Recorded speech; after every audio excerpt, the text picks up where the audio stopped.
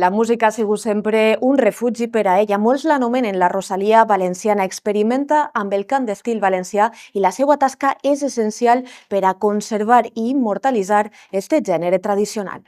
Maria, com estàs? Benvinguda de nou. Molt bé, moltes gràcies. Moltes ganes de tornar a veure tema. Des del 2021, si viatgem en el temps, va ser a novembre d'eixe any, quan ens visitaves a Diàlegs. T'acabaves de fer viral per la cançó Arranquem vinyes que vas publicar eixe vídeo a l'antic Twitter. En aquell moment t'imaginaves tot el que ha passat al llarg d'estos 4 anys? La veritat és que no, o sigui, de fet va ser la primera entrevista que vaig fer en tota la meva carrera musical, va ser amb tu en Diàlegs i va fer moltíssima il·lusió també i la recordo amb molta estima també.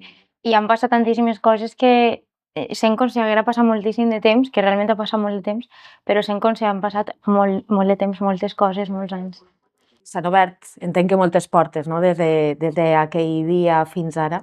Sí, s'han obert portes que no estaven ni en la llista d'objectius nostres i també han canviat algunes i ha sigut un procés molt bonic i molt enriquidor.